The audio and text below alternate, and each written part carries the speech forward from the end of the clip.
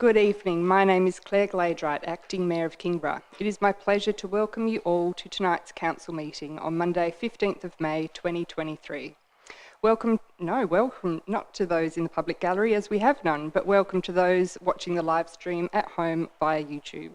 It's 5:30 p.m. and I now officially declare this meeting open. I wish to advise that council meetings are recorded and made publicly available on our website.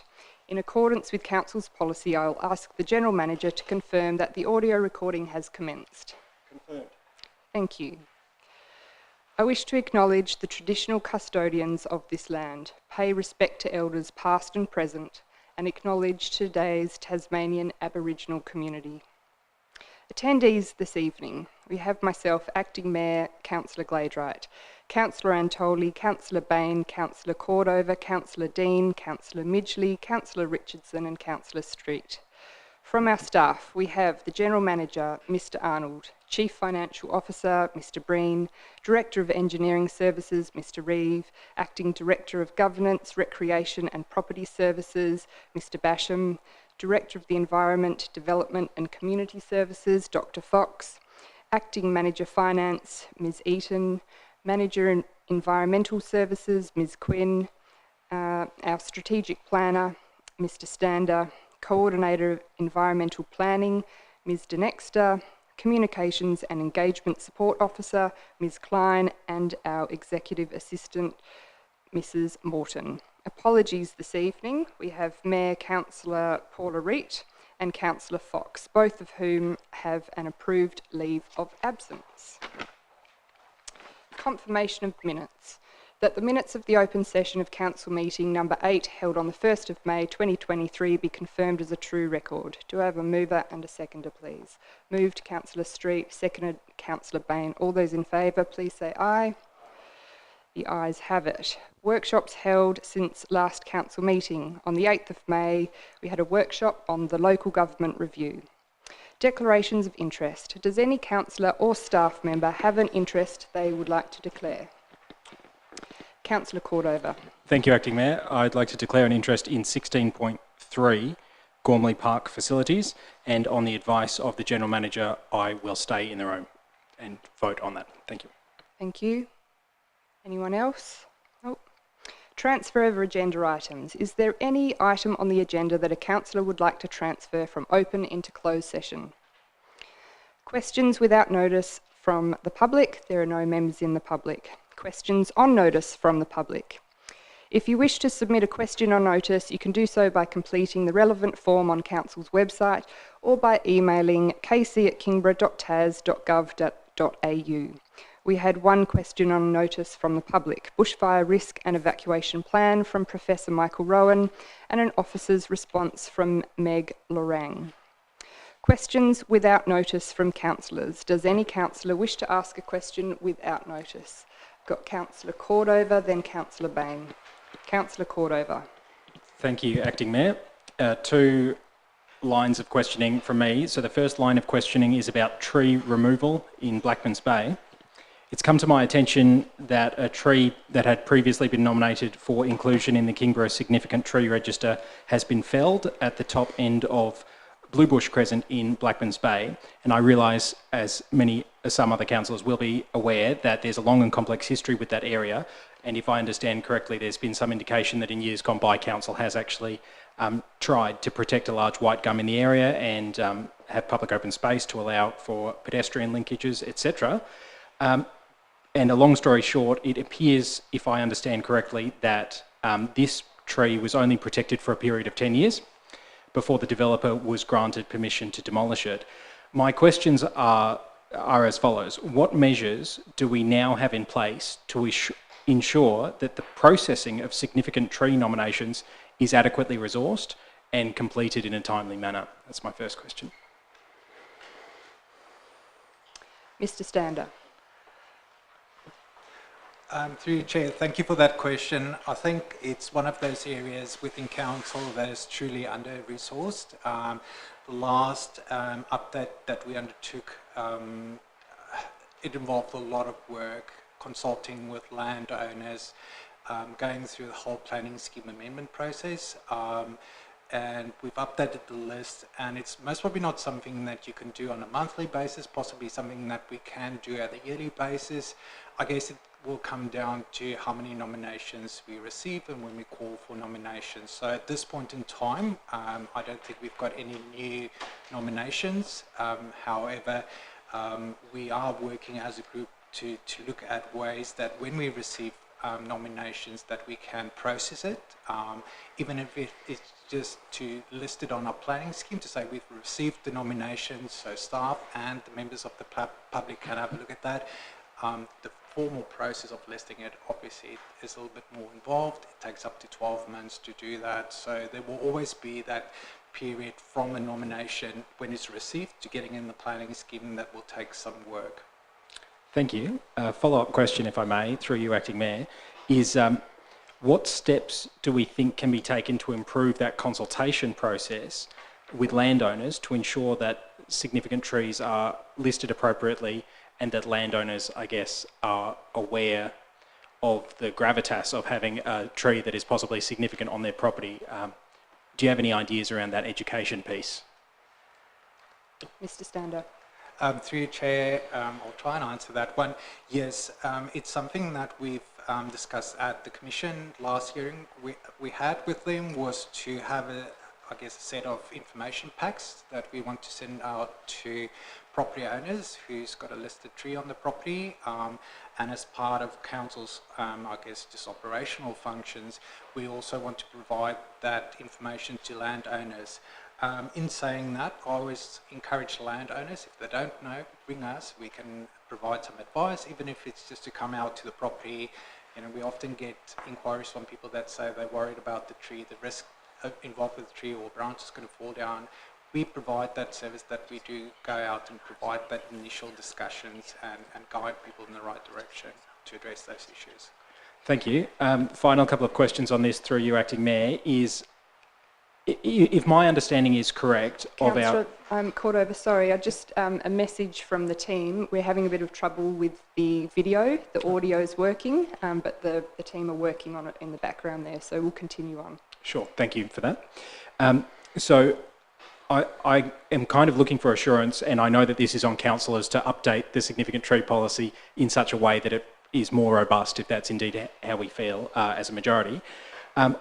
I want to be assured that it actually does provide the proper protection to similarly important landmark trees in our community as this one that has just been lost, and that those that the register will actually be upheld. So to that end, I'm thinking about what actions can be taken to improve monitoring and enforcement of conditions that protect significant trees in planning permits. Now, if I understand our register correctly, it's that currently if someone nominates a tree, during the process that it takes for that nomination to be processed, somebody who owns the tree or is nearby the tree can actually make an application to have that tree removed, which in that case, I think makes those significant trees more vulnerable. If it takes up to 12 months and I say, okay, that's a significant tree, and then a developer has 12 months in which to destroy that tree, there's a kind of perverse incentive there to want to destroy trees after they've been nominated.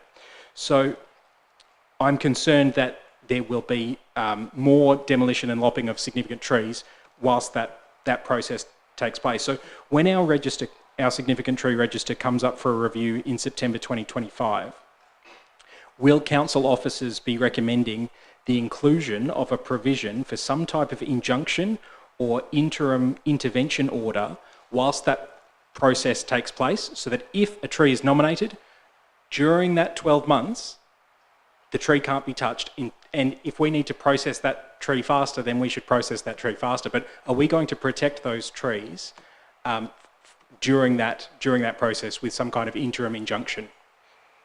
Mr. Nexter. Through you, Acting Mayor, and Ms Quinn and Mr Stander may want to add to this. This gap that you've identified is a real gap, and there may be other provisions under the planning scheme which may require a permit for that tree removal, but it wouldn't be assessed as a significant tree under the planning scheme.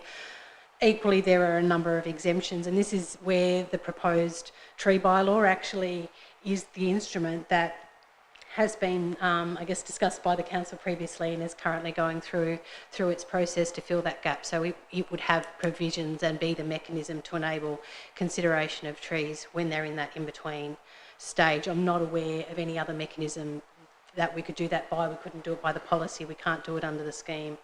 So that's the approach that we've taken, but that requires the bylaw to finish its process and be brought into effect, which, yeah. Okay, thank you. And I'm happy to take this offline, but if there is a brief answer, I'd be interested to know why we can't do it in the policy. Like, why can't we strengthen the policy to add that idea of a stop? Why can't it be in the policy? I believe it is in the policy in terms of the intention, but I don't believe the policy itself can introduce permit requirements and approval processes. Okay, thank you.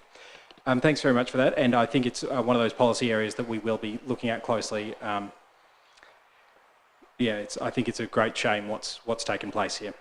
So my second question through you, Acting Mayor, is about Appendix B of tonight's agenda. I'm thinking now about the current and ongoing minute resolutions open session, which appears on page 149 of our agenda. And the item is, it says entire home short stay accommodation, and this is from the meeting date 5 September 2022. So it's in response to a motion that I moved calling for a report into curbing or restricting whole dwelling short stay accommodation in Kingborough. And the note for the anticipated date of completion simply says 2023, but it doesn't say which month. May I please have some more specificity about when that report might be completed? Mr Arnold. Through you, Acting Mayor. Councillor Cordova, I've received advice from the Local Government Association that at the next general meeting next month, there will be a motion put forward from the association to address that very issue on a sector-wide basis. And as soon as I get further information on that, I'll distribute it to all councils. Thank you. That's all. Councillor Bain. Yes, thank you, Acting Mayor. I have a question in relation to the General Manager's calendar, which is one of the attachments to the agenda papers. From the 28th of March, it was participated in online meeting re the Derwent Ferry. Just wondering if there's any information that the GM can share from that one. Mr Arnold. Through you, Acting Mayor. Councillor Bain, I'm part of a working group comprising the 4 Metropolitan Council GMs and the Executive Officer to the Greater Hobart Strategic Alliance, working on a proof of concept for the Derwent Ferry expansion. Councillors might recall that as a result of a joint submission to the Labor Party in the lead up to the recent federal election last year, $20 million was committed to further expand the very successful Derwent Ferry. The state government have also committed, in effect, a matching $19 million, and in conjunction with the Department of State Growth, we're working on a proof of concept to expand the service. Thank you. Next I had Councillor Midgley, then Councillor Dean. Thank you, Acting Mayor. A couple of questions relating to the new amenities block to be built across the road from the Longley Hotels. Excuse me, I cannot remember what that is up to, even though I did read the Development Services report last meeting. I'm wondering, I've had a request from a community member if there could be PowerPoint suitable for e-bikes, noting it's a popular e-bike route in that area. Excuse me not sending that prior as well. Mr Arnold. Through you, Acting Mayor, we'll have to take that question on notice. Thank you. Thank you very much. There was a matter, I was an apology for the last KBAC meeting, Kingborough Bicycle Advisory meeting, and noted that there was a comment about the bike racks were removed at the Kingborough hub. I understand they were quite high and you had to lift up your bike, and it was even hard for myself to do that with my e-bike. Are they going to be replaced at the Kingborough hub? Dr Fox.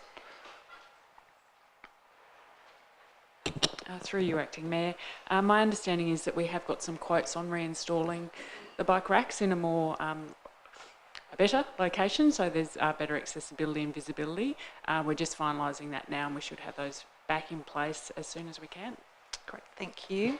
My final question, noting in the reference that Councillor Cordova just mentioned regarding the outcomes and things like that. The speed limit on Woodbridge Hill, noting that that was the 6th of June 2022, and I think the community's been quite patient in waiting for that one.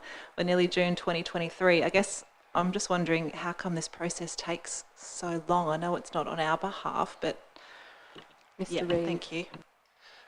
Through your acting mayor, yes, it is a little bit frustrating, particularly as one of the other ones that was on the list, which was Redwood Road, was a fairly quick turnaround. So we are in the lap of the officers looking at it from Department of State Growth. They have looked at it and they've made some preliminary findings, but they were not quite clear in terms of how they're actually going to proceed with it in terms of lowering the speed limit, what that speed limit might be lowered to, and that's the bit we're still waiting for. Happy to actually chase it back up with them and see if I can move it along a little bit faster. Thank you. Councillor Dean.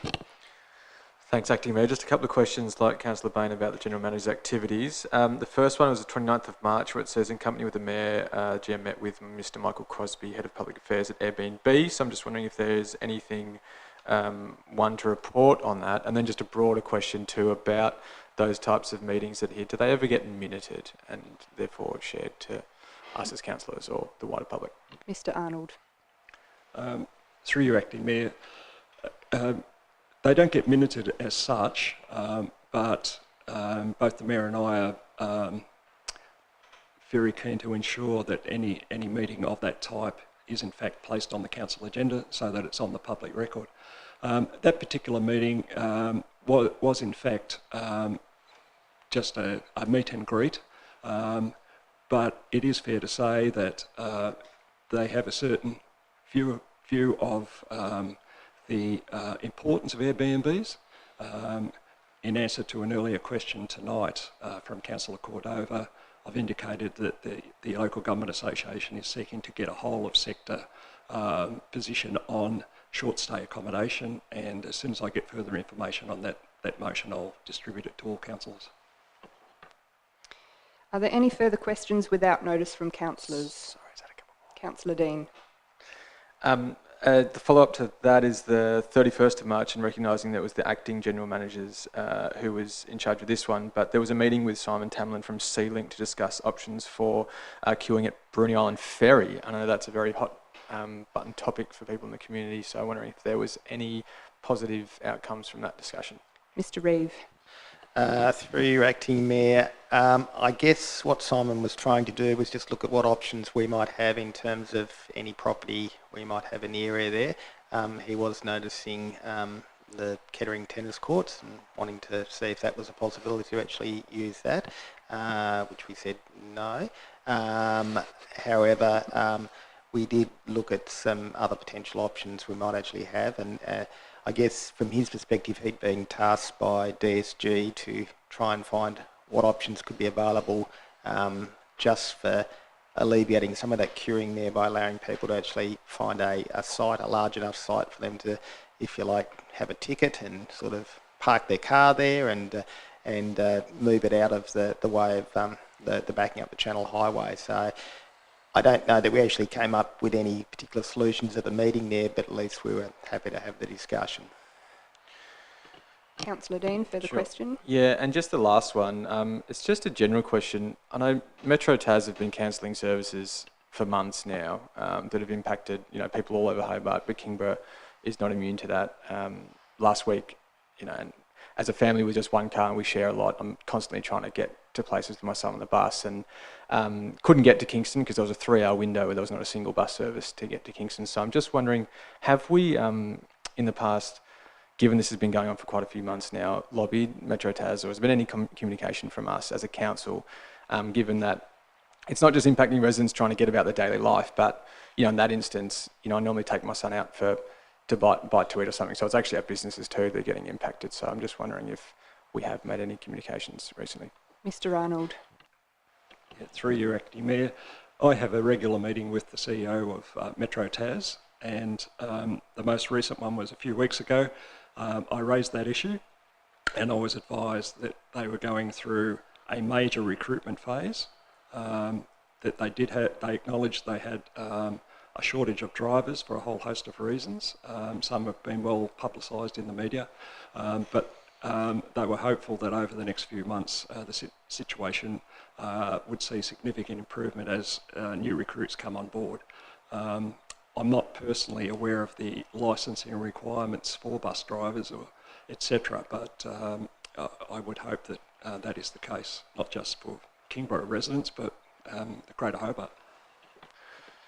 So would it be in, I guess, a correct assumption that these cancellations are, going to be for a few more months at least?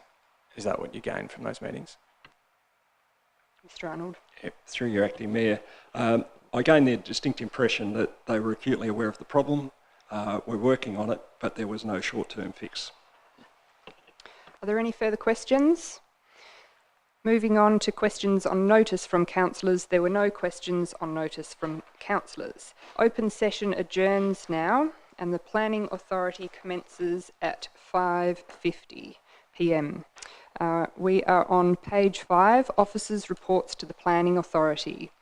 PSA-2022-3, Amendment to the Kingborough Interim Planning Scheme 2015 to update the incorporated documents. There's a recommendation on page 8, and I'd like to just point out a spelling error, if I may. At B, I think we're resolving, not revolving.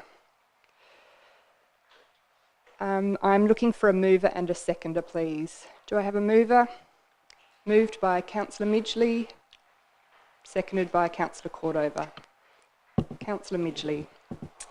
Thank you, Acting Mayor. I am really happy to move this tonight, and I'd like to start by remembering that this proposed amendment does not introduce new development standards or policies, but it's rather to update the list of supplementary documents of Council's open public space contribution policy and biodiversity offset policy to the Kingborough Interim Planning Scheme. So it's about updating the documents, and both of these policies had input for community consultation when they were developed.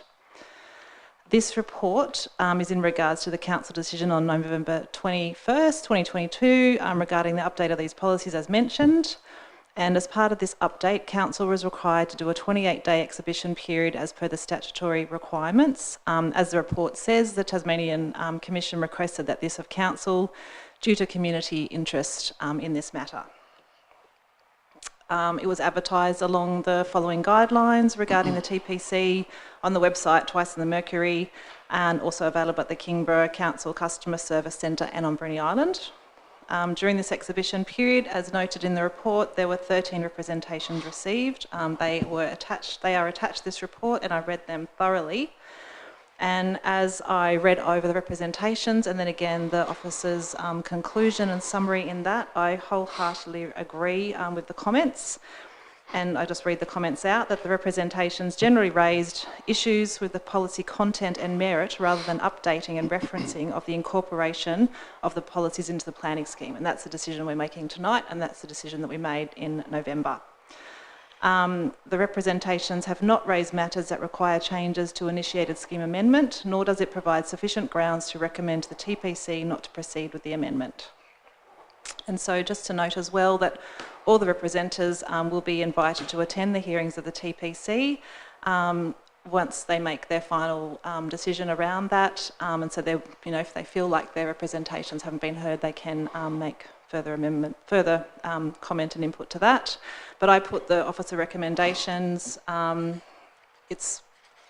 supported wholeheartedly as well the biodiversity offset policy when it was put forward, and the public open space policy.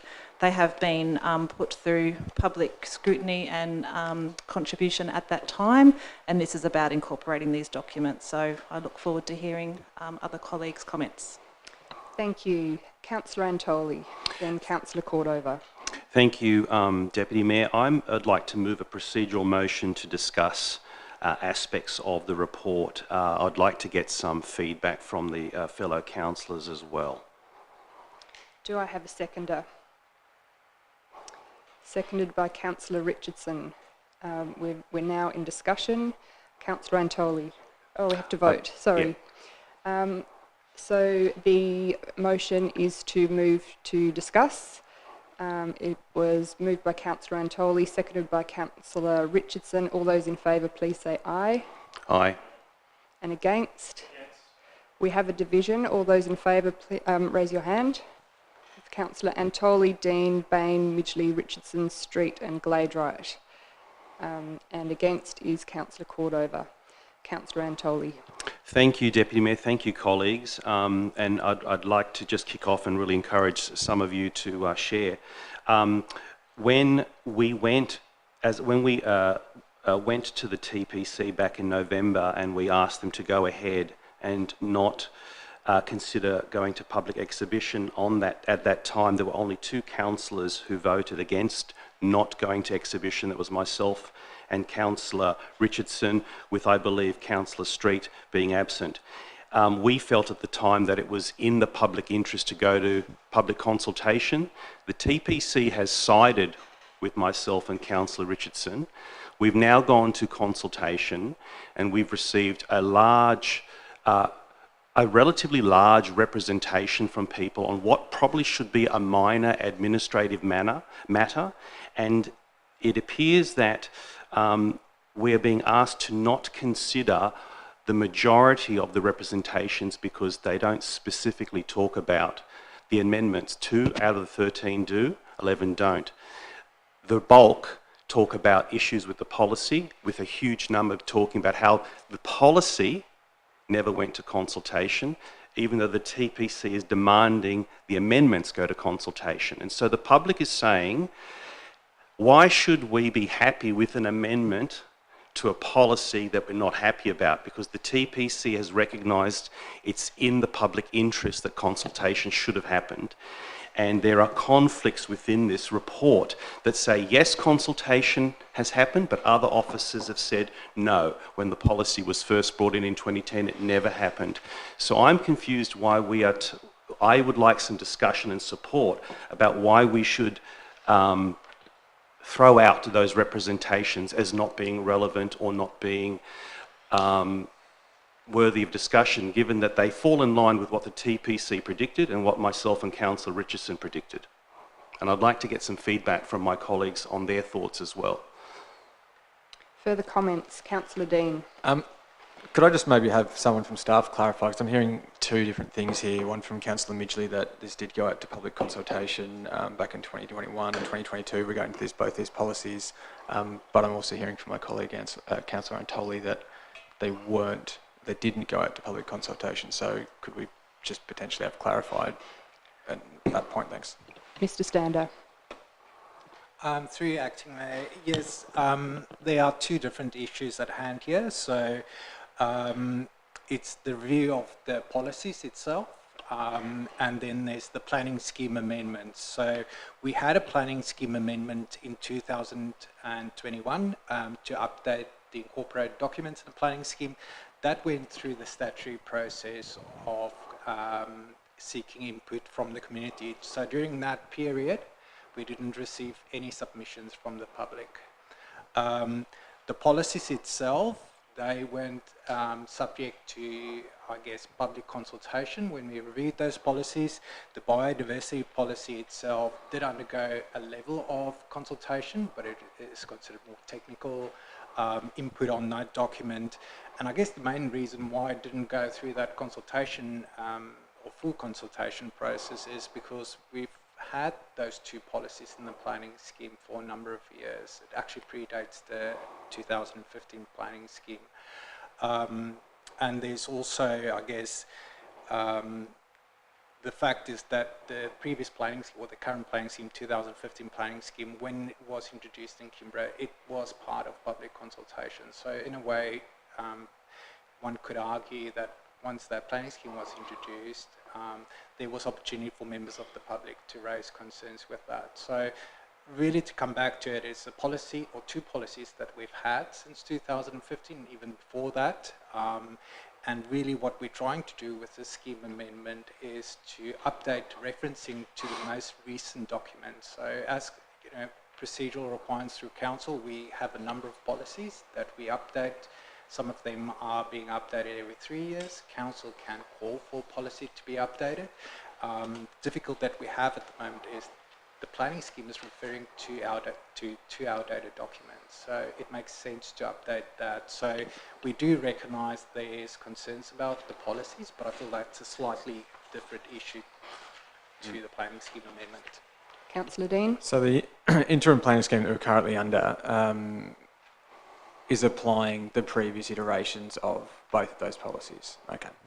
I guess from my perspective, just to highlight one of your comments there, that we as councillors can bring forth a review of a certain policy if we so wish, which is obviously good to hear. I think that's probably where some councillors are leaning towards. But my view on this one is that very much this is a procedural thing, and if we weren't to pass this tonight, then it's potentially undoing previous council decisions and reviews that happened last year and the year before. And I wholeheartedly appreciate that in response to the comments, despite them potentially not being necessarily relevant to this procedural side, that the council staff have still provided comments in response to those, which were very, as Councillor Midgley probably alluded to, very useful for me as well. So I will end up, when we come out of discussion, continue to support this on those points that I've made. So thank you for clearing those points up. Councillor Antoli, your light was on first, and then Councillor Richardson. Yeah, thank you. I wanted to understand what the consequences are if we vote against the amendments. There are two representations made specifically about the amendments. An answer was given. In my view, the answers probably didn't really address the intent or what the person was trying to ask, but I don't have the full context. So let's say that we're not comfortable and we want to vote against the amendments. What is the net effect of that? Mr. Stander. Through Acting Mayor, in the scenario that the Planning Authority tonight decide not to proceed with the Planning Scheme Amendment, it will be a recommendation to the Tasmanian Planning Commission, so they will ultimately make that decision whether it proceeds or not.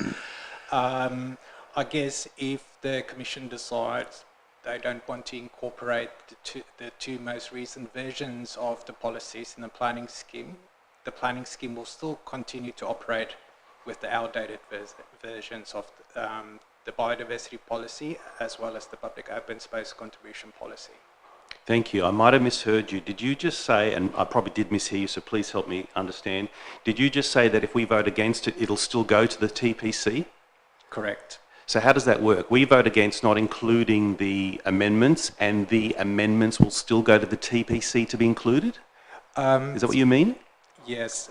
Through Acting Mayor, Council's decision tonight will be a recommendation to the Commission, so Council don't have the final say in this matter.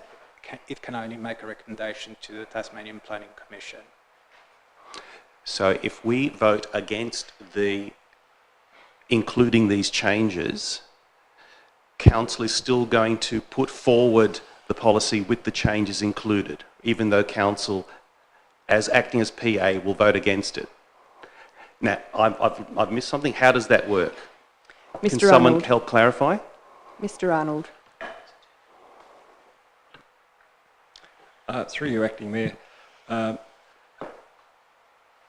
if I'm incorrect here, I'm sure my colleague will correct me, but my understanding, Councillor Antoli, is that what Mr. Stander is conveying is that if the Council were to determine tonight that it now no longer supports the amendment, then the amendment would be conveyed to the TPC with the Council decision, but the amendment would not be changed.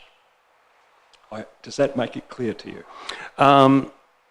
No, because if we are the directors of this council and we decide we don't want to vote for an amendment going forward to recommendation to the TPC, one would think it doesn't go forward. If I'm on the board of directors and my CEO wants to do something and the board says no and the CEO goes ahead and does it, that's normally called insubordination. So I'd like someone to help me understand where I'm wrong. Mr. Arnold. Through you, Acting Mayor, Councillor Antoli, we are required to go through a legislative process, and that process requires us to bring this matter, this amendment, back to Council after it's been through the public exhibition phase. Council then has two options available to it. It can It can support the recommendation that the officers put forward for the reasons outlined in the report, or it can oppose that recommendation. If it opposes that recommendation, then Mr Stander is still duty-bound by the legislation to return the amendment as exhibited for the public exhibition period with the council decision on the amendment. Okay, so you're saying, therefore, the council is not the final arbitrator, it's the TPC, is basically what you're saying. Mr Arnold. Through you, Acting Mayor, that is correct. Right, okay, thank you. No, I appreciate your patience. I just generally wanted to understand these are esoteric issues in the main. I'm finished with my personal area of discussion. It was very helpful to get that back and forth, which is restricted when we're only asking questions without that sort of open forum, because this is a big issue, and for it to have gone to the TPC with council's recommendation be knocked back, it's not something that I want to jump into and vote for one way or the other without careful consideration. Thank you. Councillor Richardson. Thank you. Excuse me. I just wanted to pick up on a point that you said about the consultation being of a technical nature. So in these responses, it says that the offset went through the full statutory requirements, including formal public exhibition. So when the biodiversity offset policy was taken from a convention into a policy and was made as part of what we do, whenever that was there a point in time that policy went to public exhibition and the public was allowed to give their opinion on that policy? Mr Stander. Through Acting Mayor, I might actually ask Mr Nexer to help me with this one, but my understanding is the policy itself didn't go through that formal consultation process when it was developed. However, when the new interim planning scheme came into force, there was a consultation period, so people had the opportunity to come and have a look at what is in the planning scheme and also to have a look at other supporting documents, including the incorporated documents. So I guess in a general sense, if the members of the community had a concern with that particular policy, that was most probably the point in time to raise those concerns. So I don't know if there's any other consultation prior to that was undertaken. Mr Nexter.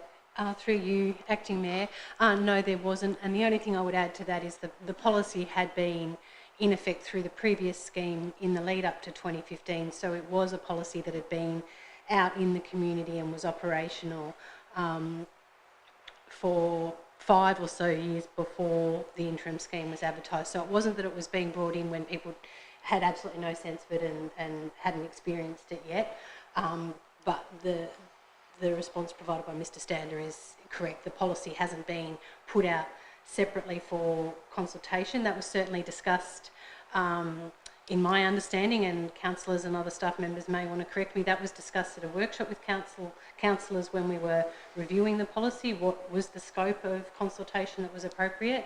And because the 2 reviews that have occurred to the policy were around changing definitions and clarifying technical matters as opposed to revisiting the entire scope of the policy, what it's about and establishing the groundwork, that informed why the consultation at that point was technical in nature.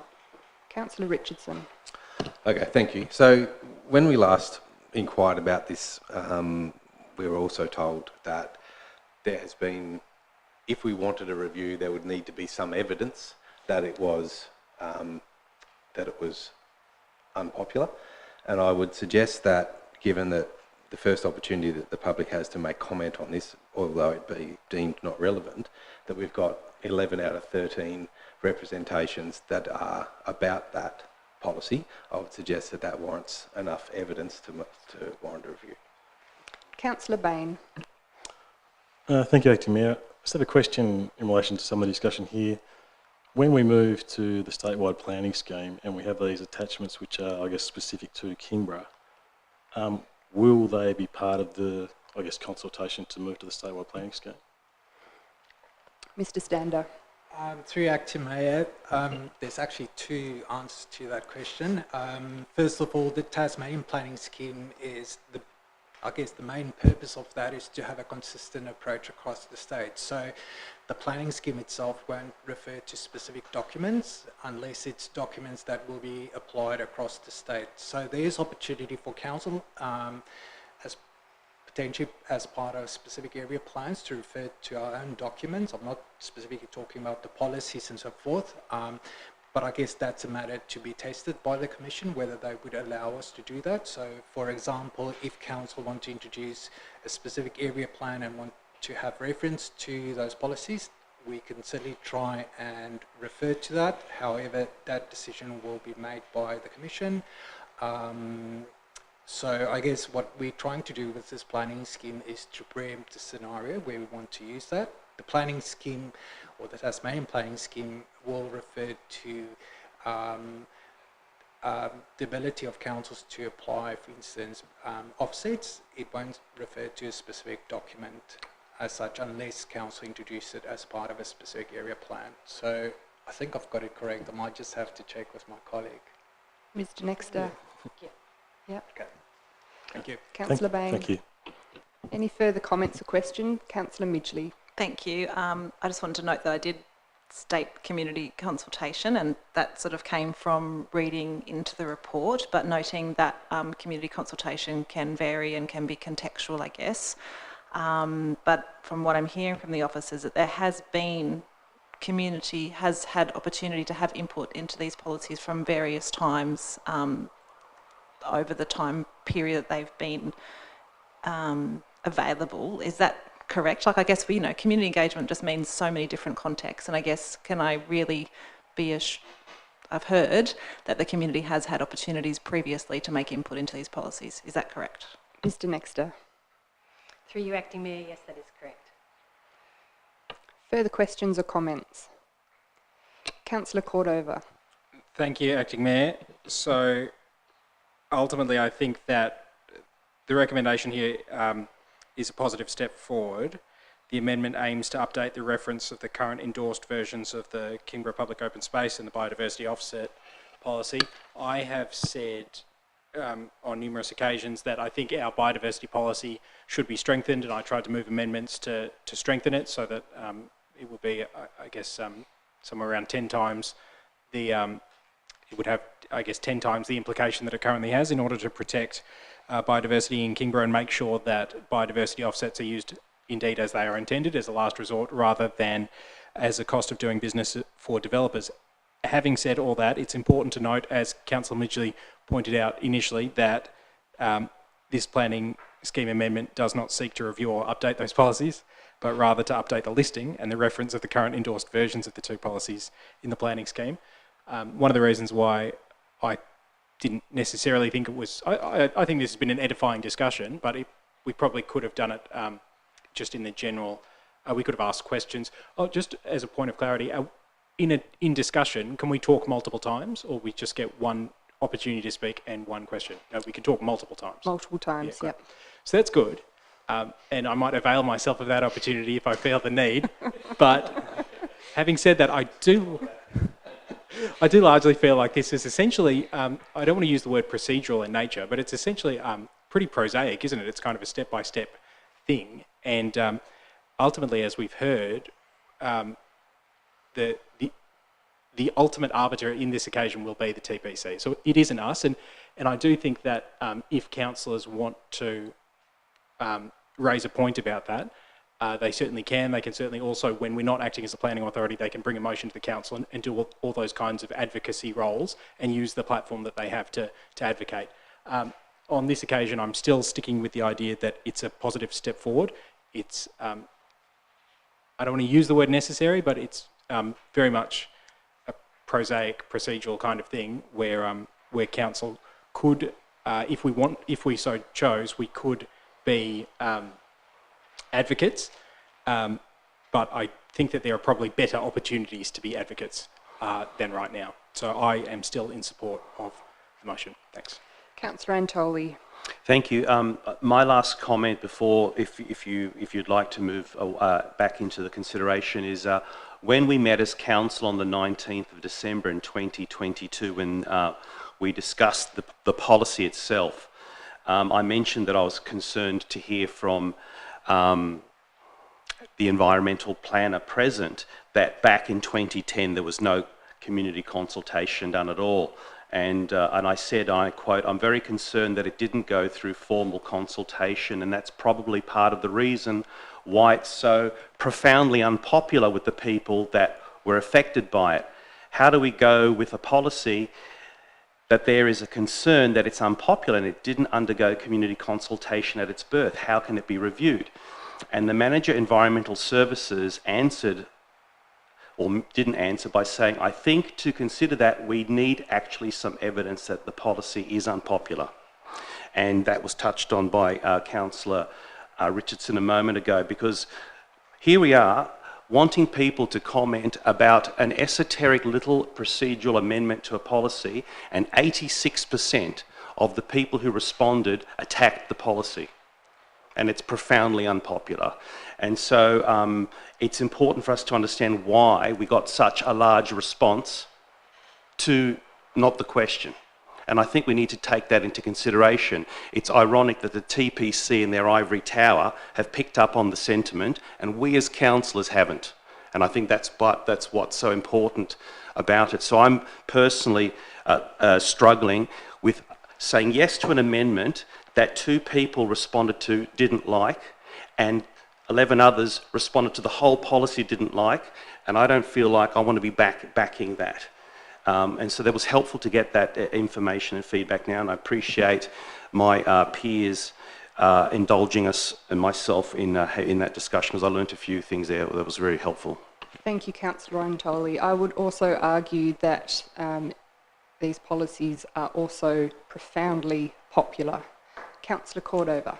Thank you, Acting Mayor. And I was going to touch on that point, that what we're looking at here is 13 submissions. So we could say 87% of people think this or 87% of people think that. But when you're looking at 13 submissions, I would make the contradistinction there that when the tree bylaw was going through this council, we received something like 183 submissions that were in favour of protecting it. So I think we potentially need to be careful there. But I really wanted to draw everyone's attention to 4.5 in the report on page 2 that says, even though the planning scheme amendment is only to update a reference to the most recent version of the 2 policies in the planning scheme, 11 of the 13 representations are also about the concerns people have with the biodiversity policy in general. The concerns with the policy are not a matter for consideration as part of the planning scheme amendment. However, council officers in attachment 1 also address those matters for completeness and will consider these in future policy reviews. So I do feel like that is I think that is, I read that in good faith. I take it in good faith that we are actually listening to the community, and when the community, because I fundamentally believe that consultation is a really important part of this and every other process that council does, because we need to be transparent, we need to be accountable, and we need to make sure that we're accurately and adequately representing our community. But I do think that the fact that even though these submissions, some of them were out of scope, the fact that council officers have undertaken to consider those when they are in scope, I think is a positive step as well. So I just wanted to add that context. Thanks. Thanks, Councillor Cordova. I'm hoping that someone will move to put the motion soon. Would anybody like to do so? Councillor Street. And I'll second that, yeah. Okay. We are now voting on whether to move to put the motion. All those in favour, please say aye. Aye. Aye. And against? Motion is carried. So we're now back on the substantive recommendation, which is on page 8. It was moved by Councillor Midgley, seconded by Councillor Cordova. All those in favour, please say aye. Aye. And against? Against. We have a division. All those in favour, please raise your hand. Councillor Cordova, Councillor Dean, Councillor Bain, Midgley, Street and Gladright. And against is Councillor Antoli and Councillor Richardson. The motion is carried. The Planning Authority now adjourns and the open session recommences at 6:20 p.m. Page 25, petitions still being actioned. There are no petitions still being actioned. Petitions received in the last period. At the time the agenda was compiled, no petitions had been received. Officers' reports to Council. Audit Panel Chair, there's a recommendation on page 26. I'm looking for a mover and a seconder. Moved Councillor Bain, seconded Councillor Midgley. Councillor Bain. Thank you, Acting Mayor. So the purpose of this report is to seek to extend the appointment of the current Chair of the Audit Panel, Paul McTaggart, for a further 4-year term. So the Audit Panel is governed by Charter, and under that Charter the Council appoints an independent member as the Chairperson of the panel, which is what we're doing now. Paul has had 2 terms on the panel, one as an external member and one as the Chair. He's got extensive experience, has been doing an excellent job chairing the meetings during his 4-year term, and he also interacts well with both internal and external auditors to ensure they're meeting their commitments to the Council. That's from the report, and from my experience, brief experience on the Audit Panel, I totally agree. He's been doing an excellent job, so I'm happy to support the recommendation that Paul McTaggart be given a further 4-year term as Chair of the Audit Panel. Thank you. Councillor Cordover, then Councillor Antoli. Thanks very much, Acting Mayor. Okay. And I just wanted to say that I also support the motion, and I think the reasons are best explained in 4.1 through 4.3 of the report. The extensive experience that Paul has in risk management, audit and governance, as well as a good understanding of the meetings procedures, and good interaction with both internal and external auditors, ensuring that their commitments to Council are met.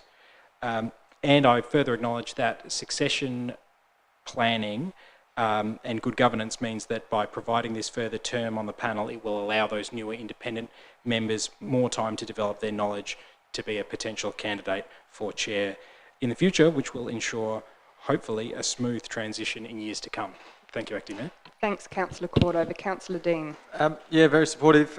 Just one question though, being a newbie, is this something that we normally advertise, or is it just a position that is standard that we just roll it over? Mr Arnold. Oh, Mr Breen. Yes, through your Acting Chair.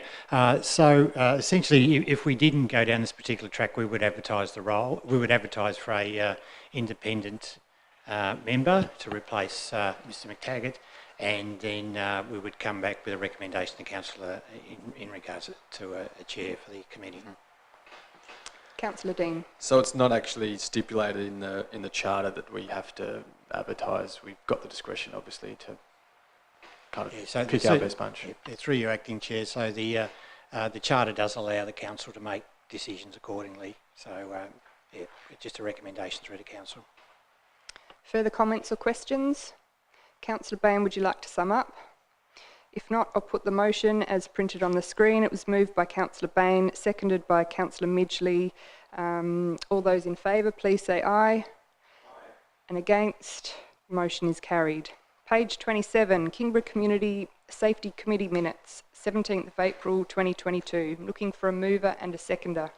Moved Councillor Bain, seconded Councillor Cordover. Councillor Bain. Thank you, Acting Mayor. So the main purpose of this report is to present a motion adopted by the Kingborough Community Safety Committee requesting the State Government Transport Division give adequate attention to the line markings within Kingborough. This has come about as the Safety Committee members have noted that line markings on local roads are often faded and not fit for purpose and are an ongoing safety hazard. And they've sent a message during the meetings that they'd like to see Council commit to increasing the budget for this and doing more about it. However, we have this grey area where there's a long-standing arrangement that the Tasmanian Government provides for the renewal of road line marking, but it's not actually a legislated responsibility. So they would like Council to take some action on that, and the recommendation is that Council notes the minutes of the Kingborough Community Safety Committee and submits a motion at the next Legat General Meeting requesting advocacy on behalf of the councils to have road line marking responsibilities legislated and additional funding provided by the state government. So I guess the intention of this advocacy would be for the state government to increase the funding for line marking on local government roads and to more clearly define the roles and responsibilities of state government and councils within the legislative frameworks available. Very happy to support the recommendation and look forward to hearing further discussion from around the table. Thank you, Councillor Bain. Councillor Cordover. Thank you, Acting Mayor. Not much further discussion from me except to say that I have had extensive conversations with constituents about this particular issue for Kingborough, we have a lot of roads that where there is some deficit in line marking, and I've even had constituents threaten to do it themselves. So we've had to talk them down from that. That I support the advocacy, the call for to get more done on this issue, and I'm surprised often by, I guess, the back and forth that it takes and the delays that we've seen from the state government.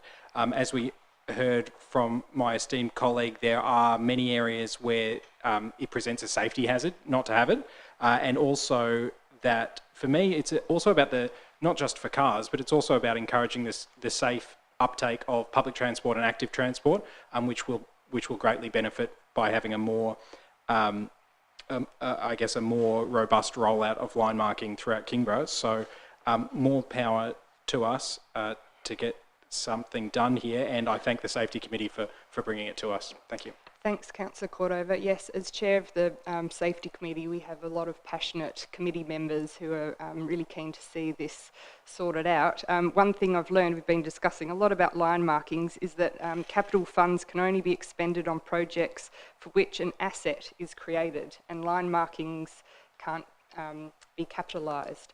So therefore, the line marking has to come out of our operational budget, which causes a big challenge for council. And because the arrangement between state government and council hasn't been legislated, is this who pays for it, who pays for it, who pays for it dynamic. And so it'd be really good to get LGAT to support advocacy to make this a bit clearer. Any other further comments or questions? If not, I'll put the motion, or would Councillor Bain like to sum up? Yeah, just to sum up, just wanted to also thank the Kingborough Community Safety Committee for putting this forward, and I guess also noting that it's National Road Safety Week, so it's also very good timing. Thanks. Thanks, Councillor Bain. I'll put the motion as printed on the screen. There's a recommendation on page 28, or it's there on your screen. It was moved by Councillor Bain, seconded by Councillor Cordova. All those in favour, please say aye. And against, the motion is carried. Moving now to page 38, Gormley Park Facilities. There's a recommendation on page 40. I'm looking for a mover, Councillor Street, and a seconder, Councillor Dean. Councillor Street. Thank you, Acting Mayor. The facilities at Gormley Park have been known to us for some time as being substandard and in need of significant refurbishment, and that's why it was so great that we were able to commit funds for that purpose. Having said that, I think that the Little Athletics Club are really to be congratulated for coming back to us and saying, hang on a second, this might not actually work for us. And they appear to have done a power of work to show us how this project could be better enabled. And I think to steal a word from my colleague Councillor Cordova, it behoves us to hear that call and respond accordingly. So I'm really happy to support this recommended motion. Again, really impressed with the work that the Little Athletics Club have done, and they certainly have my full support to push ahead to try and better utilise the space that they've got and the funding that we've got available for that purpose. Thank you. Councillor Dean, then Councillor Antoli. Yeah, fully support Councillor Street's comments there, and just want to add in a few things that if anyone's, umming and ahhing about this, it obviously is it's a considerable shift going from what would have been in the short term some really nice upgrades, but the fact is we are taking somewhat of a gamble in the hope that a master plan will be able to garner greater support. And I think one of the things that's really good about this proposal is that given the body of work that Councillor Street's alluded to there, that the Athletics Club have done, I'm really hopeful that will put us in a better position to be able to attract state and federal government funding. And when you think of the Commonwealth Games and Olympic Games that will be held in Australia over the next 10 years, I think there's a really good opportunity to be able to attract that kind of money. But I also just want to highlight a few other points, and the fact is that this is going to remain a multi-purpose facility. It won't be pigeonholed as only athletics, so that there will be capacity in winter to continue for the soccer club to be playing there. And the fact that it's obviously considering longer term interest of the community is essential, and the fact is well, it'd be obviously nice to improve them now. It would seem like a missed opportunity given what's presented here in the report. If we were to go down the previous path and potentially cut ourselves a little bit short in the future. So, yeah, I absolutely support it and hope everyone else joins us. Thank you, Councillor Dean. Councillor Antoli. Thank you, Deputy Mayor. It's important to get a few things on the record as well so that the community understands why we're doing certain things. I likewise support it. I think it's fantastic. I have formed a professional relationship with the president of the Kingborough Little Athletics Centre through the Sports and Recreation Committee that Councillor Dean very successfully chairs. And he mentioned to me that Gormley Park is unable to take schools who have a population of 400 or more because it's so small and so ill-equipped. Now, that precludes or excludes the majority of the primary schools and the high school.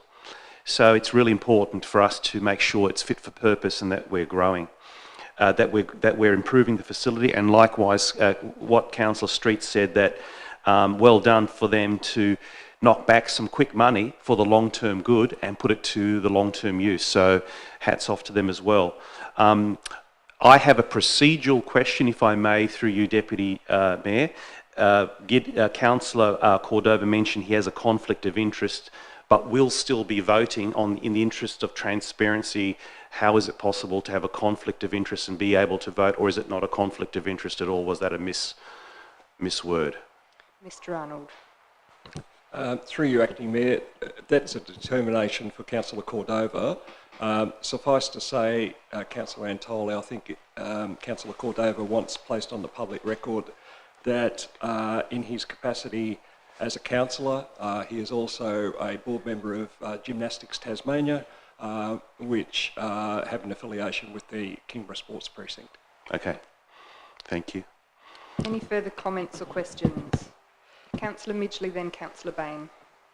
Thank you. I also echo the sentiments of my colleagues. It is, my children have been involved in little athletics, and I was for many years during my life, that was my sport growing up, and I really congratulate them on the project initiation document that they've put forward. They're volunteers at this club working hard for the health and well-being of children and young people in our community, and some that I've been really lucky to watch from a little athletics person to now a national champion in some of their sports, and they've started at the Kingborough Little Athletics Club. So we can't say that we're not making this decision without informed information. It's really thorough and it looks like a great vision, and I hope that in the future that there is some spare cash left over. If some things don't go ahead, we might be able to put some money in other sports and realise that, these community clubs are really important to consider, and it's great. I look forward to seeing the master plan. Councillor Bain. Thank you, Acting Mayor. I totally agree with the previous councillors that have spoken. I think it's fantastic that the Little Athletics have set aside the short term and looked at the bigger picture in the master plan. So I think it's pretty clear on the $50,000 that's going towards the master plan. The other $50,000 towards infrastructure, I guess I just have questions around the procedures for that, because I guess there's a few details in here but not specifics. So what's the process in them being allocated the $50,000 and what they can spend it on? And is that like an approval process that comes through council, or are they just free to essentially spend it on what they think is necessary? Thanks, Councillor Bain. I had similar questions. Mr. Basham. Through you, Chair. The report does talk about that the additional $50,000 would be used for minor infrastructure projects.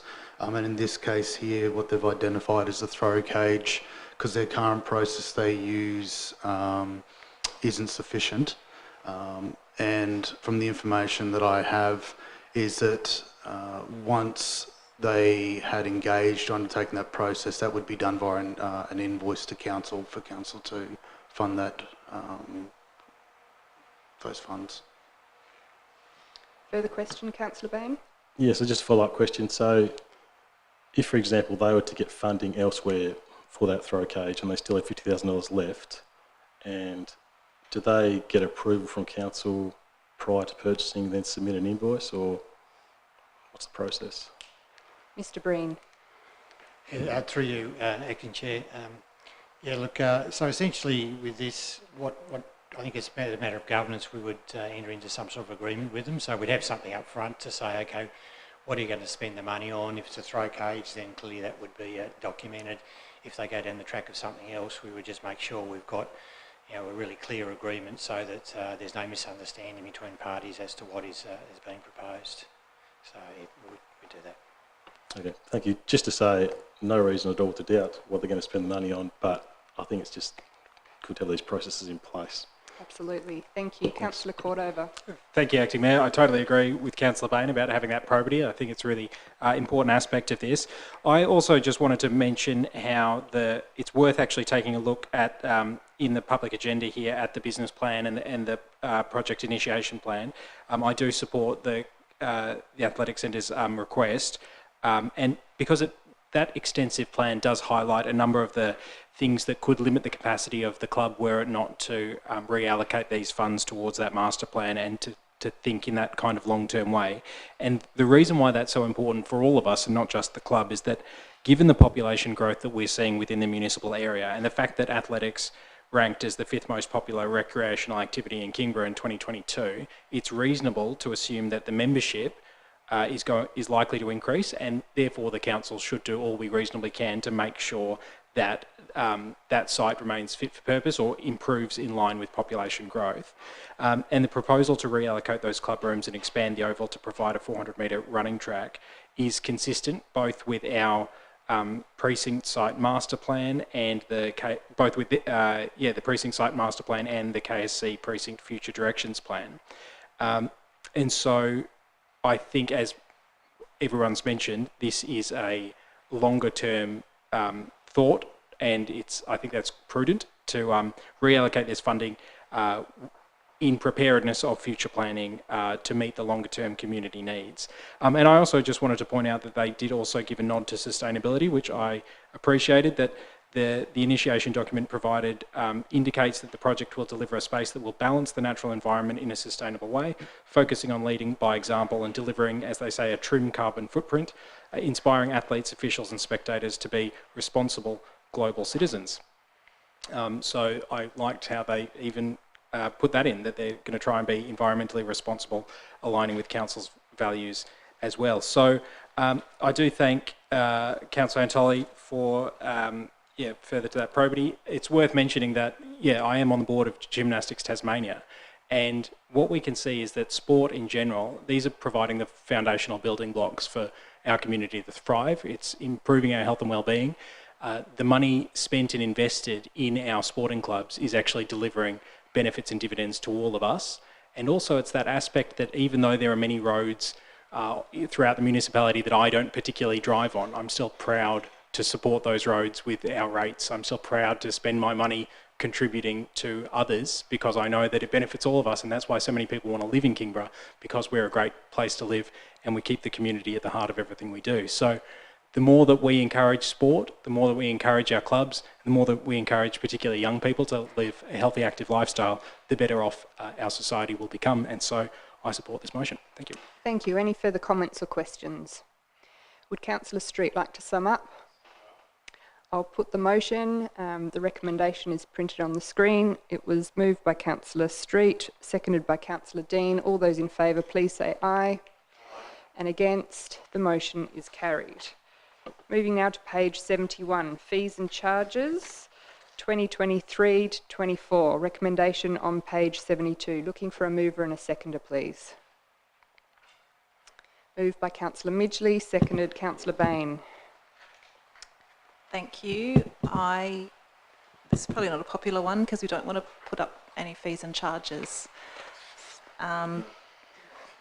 But it is part of what we do in council.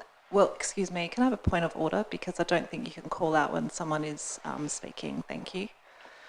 Okay, Councillor Antoli, if you can just refrain from commenting until it's your turn. Thanks. Councillor Midgley.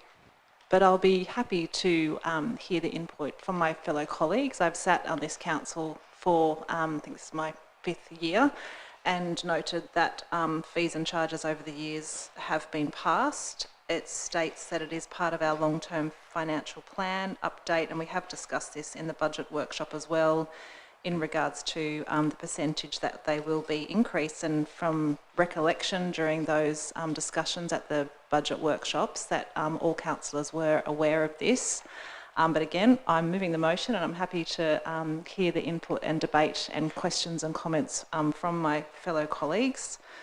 Also on that, noting that there is a new fees and charges in there in regards to discussion with sporting clubs, and we were provided an email noting that the sporting clubs had input into that. I'm not entirely sure in regards to actually a final decision was made on that. Sorry, Councillor Gladwright looking at me questioning. But again, would you like that answered? That question? I'm just sort of making a comment on that one, and then I'll sort of have a question. But I have been talking to another councillor, and I guess in regards to that, and it seems like the clubs there has been thorough consultation in regards to that. I guess, did the clubs know that it was going to be in the fees and charges, and actually that was certain to go ahead? Mr. Basham.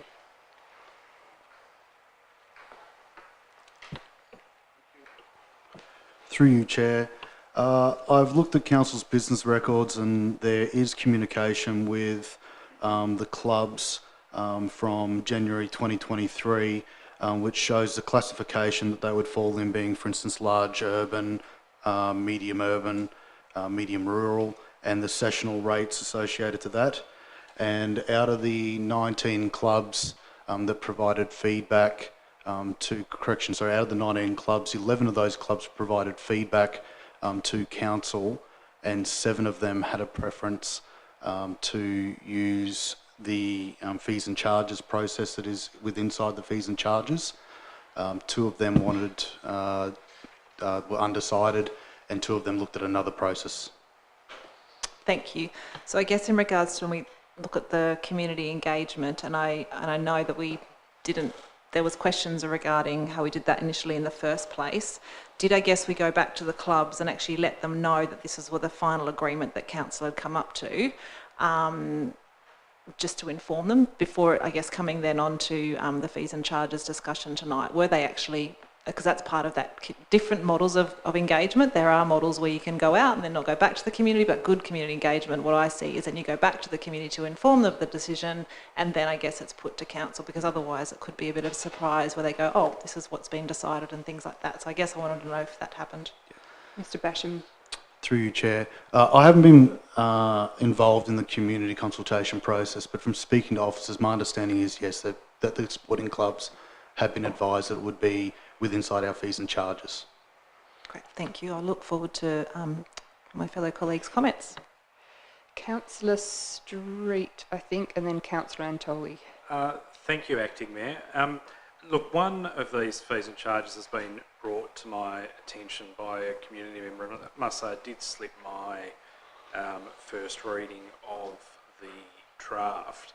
Item number 129, it's a new item. Community sharps disposal. Can I get an idea of what the cost to council is for community sharps disposal each year that we're attempting to recover? Ms. Eaton. Missing.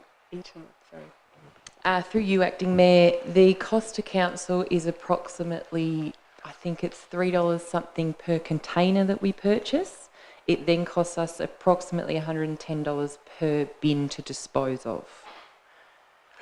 I haven't got the figures on how many bins we do a year. Okay.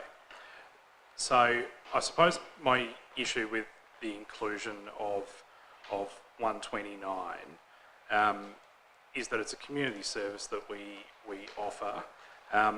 From what I've been able to gather, there's no other disposal or bulk disposal options in Kingborough, much less, I'm not sure about the Huon Valley, but it may be more broad than that. We have obviously single syringe options in public toilets and the like, but as far as I'm aware, there's no other free community disposal service. I just have some concerns on a broader community health scale about removing that free service, potentially leading to unsafe disposal and those sorts of things. It's not something that in my time on council has ever been raised as a massive cost burden on council, and I'd be really hesitant to start charging community members for that service. So I seem to be getting not many shaking heads and a few nods. So I'm going to move that number 129 be removed. I think Dr. Yeah. Fox had a If comment. Dr. Should we Fox- if hear Dr. from Fox Dr. has a comment, Fox? that would be excellent. Thank you, Dr. Fox. Through you, Acting Mayor, and please, Manager Environmental Services, jump in if I'm saying something incorrect. But my understanding is that what we're charging for there is the cost of the sharps container, not the disposal. So at previous councils that I've worked, we have charged, $5 to $10 for one of those large sharps containers that people can take away and bring back, and the disposal is free. That's a cost recovery cost, so we only charge a small amount what it costs us to supply those containers. If you are provided with medication on prescription that you need to inject, often the provider of that medication, the pharmaceutical company, provides those sharps containers to you to dispose of those needles, and you just bring them into council, and it's no cost to drop them off and be disposed of. Yeah, that's so what it this says. is just a cost recovery for those containers where people don't have those containers provided, and then we dispose of them for free. Sorry, so can I confirm that it's the cost of the container, not of the disposal? Correct. I'm easy then. Yeah, it says that in the spreadsheet. Yeah, look, I did read the comment. I didn't think that it was clear that was the... No, it's not clear. Further comments? Councillor Antoli. Thank you very much, Acting Chair. Through to I suppose to our Chief Financial Officer, but to yourself, last year, how much did we increase the fees by, if at all? Mr. Breen. Yes, through you, Acting Mayor. So last year we raised it generally in line with our rates increase, so it was 2.8% last year. So what we do is generally that's the recommendation across the board, but we do allow each manager to go in, or we request each manager to go and have a bit of a look at the fee and just compare it across what other councils do, because essentially for us, fees and charges do offset our rates. So the more we can collect in cost recovery and fees and charges, the less we have to charge on our rates. Councillor Antoli. Is it your opinion that the public got a 2.8% increase in efficiency of the services offered to them or received by them with the increase in fees? Mr. Breen. Through you, Acting Mayor, I'm not sure I really understand the question. What I would say is our cost of charging those fees would have gone up by 2.8% or more last financial year, so it was really just cost recovery for us. The Act clearly says in Section 205 that we don't have to actually increase the fees to recover charges. So we can choose not to, we can choose to give discounted fees, or we can choose to increase them to cover the charges. So given that we may, as a council, choose to increase rates by a percentage this year, is it fair on the community to be slugged twice, to have the fees increased at all? Because I don't see how they're getting an increase in services or an improvement in services by 5% or any percent, because we're not hiring more staff to deliver services faster. What's your opinion on that? Are we? Is that the plan, to hire more staff to deliver services faster in these areas? Mr. Breen. Through you, Acting Mayor. Essentially, this is a cost recovery, so the expectation is that our costs will go up by around that 5%. We all know what inflation's doing at the moment, particularly in regards to a lot of the services that we offer. Our enterprise agreement, we are negotiating that at the moment, and certainly the expectation is there will be increases of that sort of nature. So this is very much around cost recovery. Councillor Antoli, further question? Yeah, I just asked my colleagues to consider whether or not we are in a season worthy of increasing fees, and are our electorate getting an improvement in the services. And I personally don't see any indication for us to have to do that here, Deputy Mayor. Just because it's done last year doesn't mean it needs to be done this year. We're talking about fees, there's 150 of them. So I will foreshadow that I, based on the information at hand, won't be voting in favour of an increase in fees, and I would like that on the record for the community to appreciate. Thank you for your contribution. Councillor Bain. Thank you, Acting Mayor. Section 10 of the fees, the Kingborough Waste Service charges, I note that some of those are above the 5%, and just interested in further information on that, whether that's to do with the waste levy or just the increase in providing those services. Mr Breen. Yeah, through you, Acting Mayor. So essentially there'll be a lot of roundings, so sort of a low fee, then if you round it up, it'll be 6, 7, 8%, as you can see from those. So generally it's either that or it will be there's a particular cost that's occurring at the moment. For instance, like steel, the cost there is certainly increasing. So that's generally the reason behind it. Councillor Bain. Okay, and just a further one on number, sorry about the finer details, but number 270.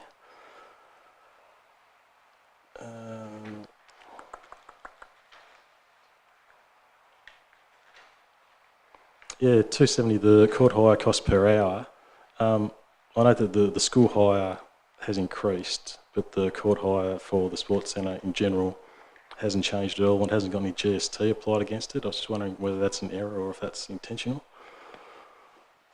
Mr Breen or Ms Eaton.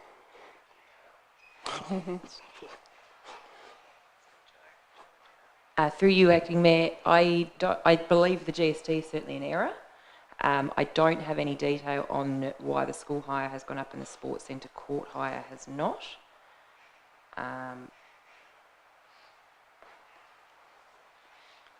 No, I... We take that on notice? Yeah, yep. Councillor Bain, any further comments or questions? No, that's all, thank you. Any other further Councillor Dean.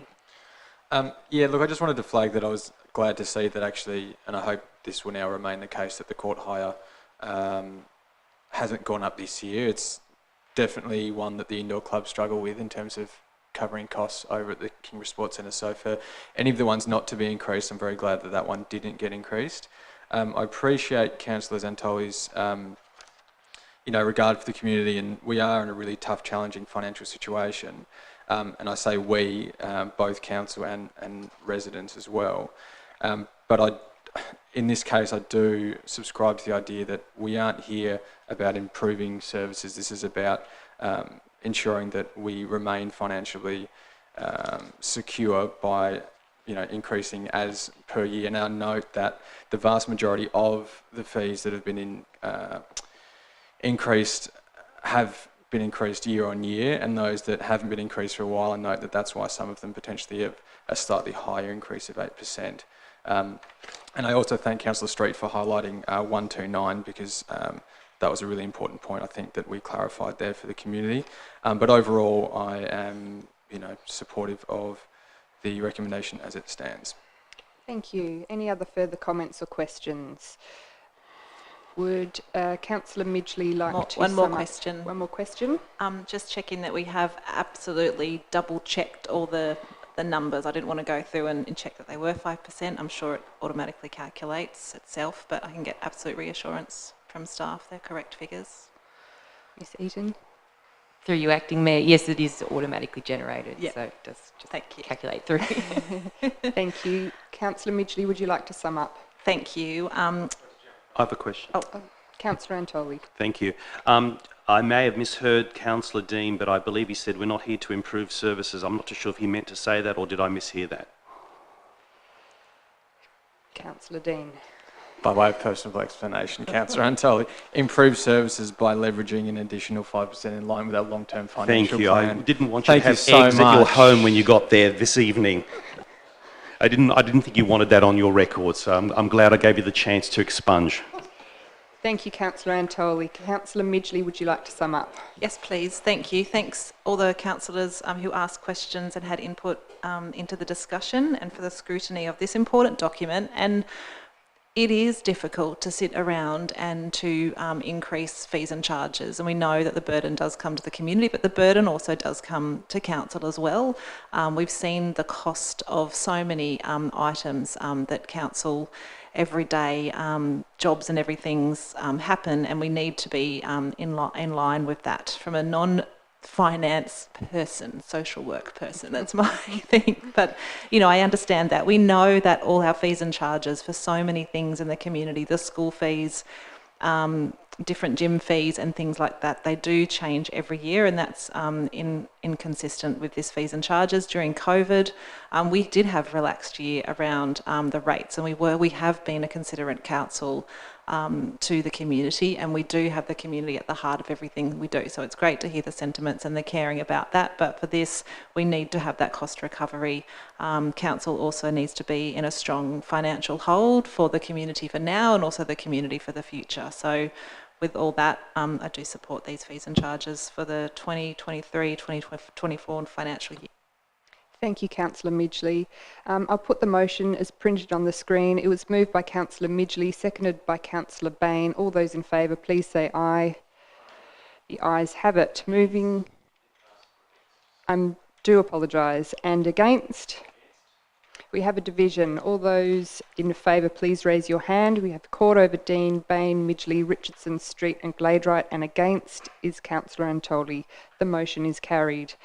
Now moving to page 93, Financial Reserves Policy 6.15. Looking for a mover. Please, mover, Councillor Cordover, seconded Councillor Midgley. I note there's a recommendation on page 94. Councillor Cordover. Thank you, Acting Chair. The recommendation is to approve the Financial Reserve Policy.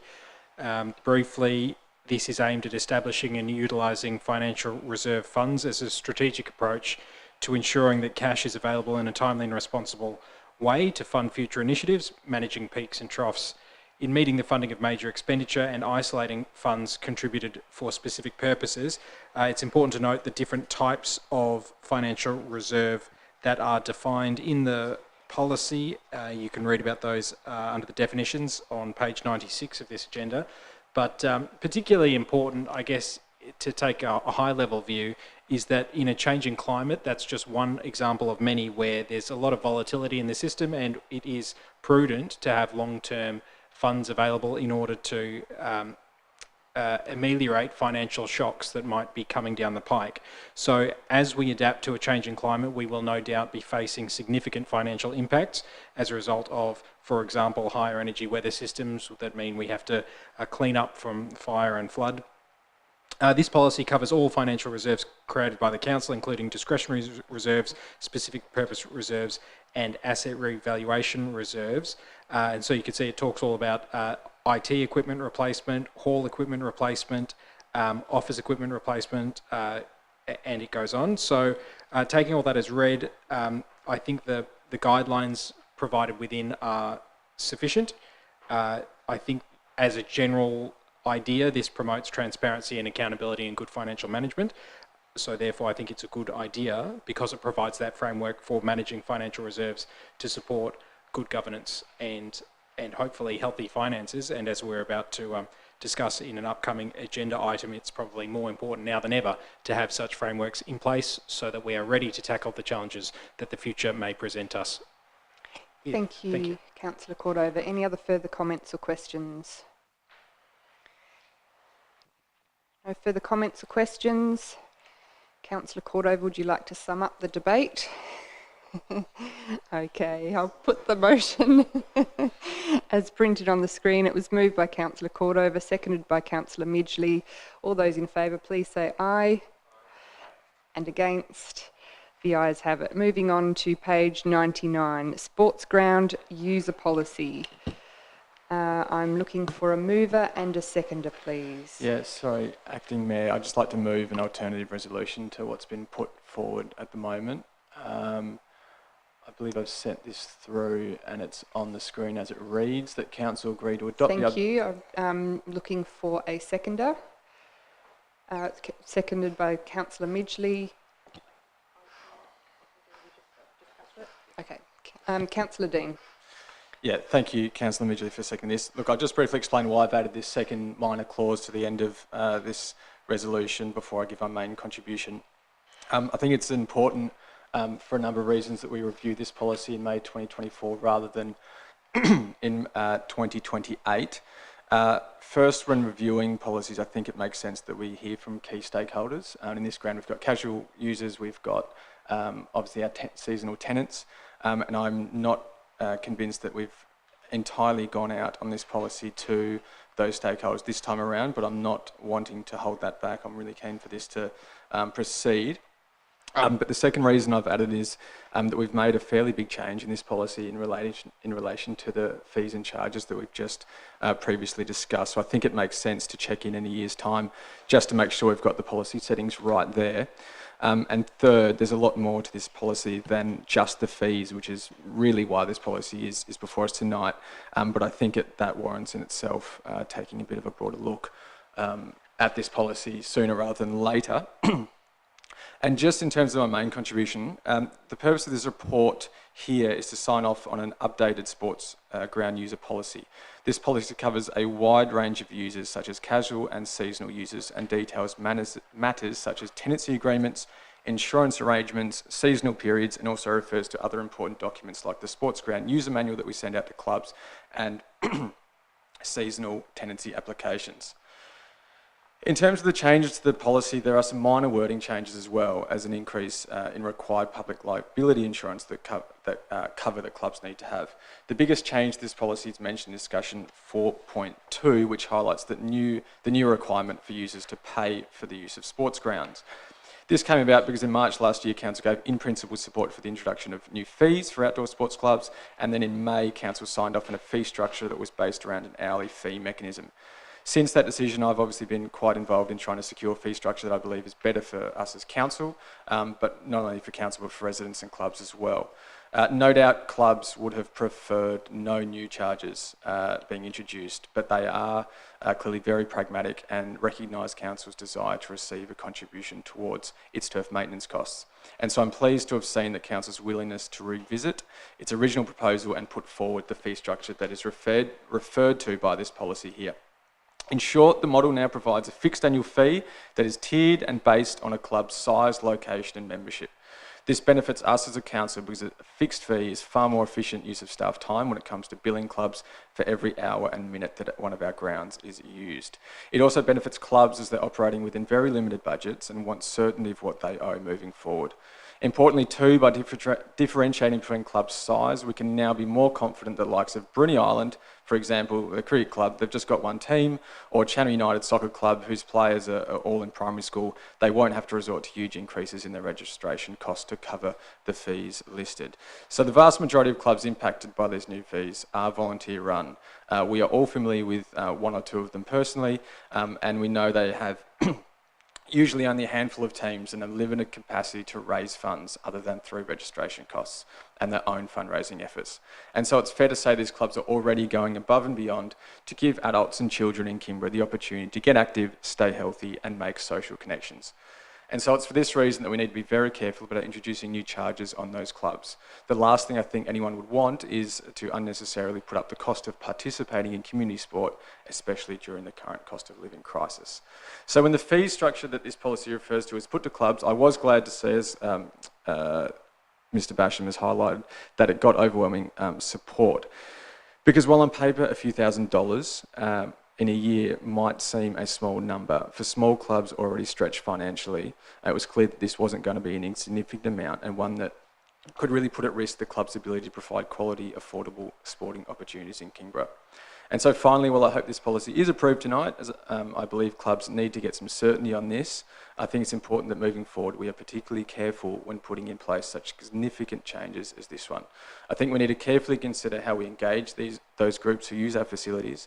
And for example, in the policy update, I'd have liked to see us let us clubs know the policy is being updated and seek any feedback. And Councillor Midgley in an item earlier tonight referred to this, that moving towards tonight's meeting a simple communication to let them know that we were moving towards this direction, and any last minute feedback I think would have been something that would have been really great and appreciated by clubs. Nevertheless, I've communicated with those clubs and sought any last feedback, and I'm glad to say that they are appreciative, the ones that I've heard from, and there wasn't any further to add.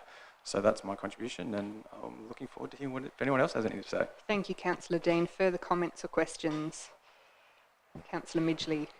Just to think you've covered it, Councillor Dean, and thank you very much for your contribution and checking in regarding clubs' input to the policy, and it's great to hear that they were happy, and I also heard from a few clubs as well that it's great. I totally support that we review the policy in May 2024 because we are in interesting financial times, and so it'd be great to check in to see how it's operating and see how these things are going. The only question I had was in the policy, just in regards, sorry, I haven't got it highlighted right there to the page. I think it was the public liability. Was it 10 million to 20 million? Was that the change in that? Just wondering, like, do we know any kind of implication regarding that? It's just a simple call to your insurance agency. Will there be much cost increase to that? Do we know? Mr. Basham. Through you, Chair, I think the cost increase to that would be individual for each organisation, depending on exactly how many users they have, etc. I can confirm that in 2021, when the manual was updated and the change was made on advice from our finance manager, from 10 to 20 million, all the clubs at that point in time were advised of that change, and furthermore I've been advised today that they're in compliance as well with that 20 million insurance fee. Thank you. And when we do, so we will then write to the clubs and let them know that the policy has changed, perhaps highlight some of the key changes. Is that correct? Mr. Basham. Through you, Chair, it's based on the debate around the chamber tonight. We'll definitely be writing to the clubs and advising them about the changes to the policy and highlighting those elements. Councillor Bain. Thank you, Acting Mayor. Just wanted to echo everything that Councillor Dean said. I think it's a fantastic result for the clubs, and thank all the clubs for providing their input. And also noting we've also got the safety guard of the fees and charges being reviewed every 12 months where the fees sit, so that's another element that we've got an opportunity to review and get some feedback from the clubs as to how they're going with the current fees, and opportunity to go up or down there. Thank you, Councillor Bain. Any further comments or questions? Councillor Dean, would you like to sum up? Only to thank my colleagues for their comments, and particularly for highlighting the need to communicate post this evening, and to highlight that as part of that communication it would be very important for us to respond to the question, to some of the feedback that came to us in March from clubs, and that we are very clear on certain things about, for example, that are highlighted between the differentiation of clubs and size, and why those fees were differentiated. So other than that, I'm happy to sum up and say thank you. Okay, thank you. So I'll put the alternate resolution as printed on the screen. It was moved by Councillor Dean, seconded by Councillor Midgley. All those in favour, please say aye. And against? So that motion is carried. That's it? Great. So moving on to page 108, the donations policy has been withdrawn. So then moving on to page 117, the financial report for April 2023. Looking for a mover and a seconder, please. Moved Councillor Bain, seconded Councillor Cordova. Thank you, Acting Councillor Mayor. Bain, sorry. Thank you, Acting Mayor. So we have before us the financial report for April 2023. The forecast is for finishing position of 429k underlying deficit. So I think by my calculations, it's moved about $100,000 from last month to this month. Firstly, I wanted to thank the author for taking on board some feedback that I think Councillor Midgley put forward last month, and that is to have some updates in there for what's changed month to month. So there's some details in there about what's happened during April, which is fantastic, so thank you for that. I think most of the underlying deficit is similar to last month's. The one I have noted is I think there's $91,000 there to do with valuation costs, which is over and above forecast. So interested for some feedback on the valuation costs. Thank you, Councillor Bain. Mr. Breen. Through you, Acting Mayor. So in the normal run-of-the-mill, the Valuer General, they do their work and have it concluded by 30th of June. So last year we allowed for the full cost of the revaluation. Unfortunately, last year when it got through to 30th of June, they were well behind in regards to the work they were doing, and it went over for about 4 or 5 months into this financial year. So we got a bill, I think it was in March, for about $70,000. So that's sort of the main reason for that, and I guess the additional 20 shows that there were more valuations done this financial year than we expected, and the revenue accordingly is up by about $300,000. Councillor Bain. Yeah, just one other question, if I might. The investment return from copying is also one which is quite variable year to year. So interested to know if that's potentially likely to be more and therefore reduce our deficit finishing position in the financial year. Mr. Breen. Yeah, through Acting Mayor, yes, you're correct with that one. While we don't certainly have any concrete information yet, we do get a share of their tax, potential tax. So there's a tax equivalent payment made, and that's certainly looking very healthy this year. And we get 20% of the revenue, the profit that Copping and CSL makes. So, and my understanding is both those organisations are performing well above budget at the moment. So, yeah, it's a bit hard to tell about the quantum, but it certainly will be well over budget. Yeah. Councillor Bain. And so that would improve our finishing position, which is as currently forecast. Mr. Breen. Yeah, through the Acting Mayor, yes, it's certainly, yeah, it's probably too early to sort of build it into the numbers yet, but the expectation would be we would get a better result than is forecast at this stage. Excellent. Thank you. Thank you, Councillor Bain. Any other further comments or questions? No? Councillor Bain, would you like to sum up? So I'll put the motion. There's a recommendation on page 119, or it's printed on the screen. All those in favour, please say aye. And against, the motion is carried. Moving now to page 141, notices of motion. Councillor Cordover submitted a notice of motion headed lighting at the basketball half court, Kingston Park. And there's an officer's response from Mr. Daniel Smee. Looking for a mover will be Councillor Cordover, and a seconder, please. Seconded, Councillor Midgley. Councillor Cordover. Thank you, Acting Mayor, and this should be a really quick one, I hope. There's currently no lights, and as the officer's response says, that was a deliberate choice because it was supposed to be an aged care facility nearby.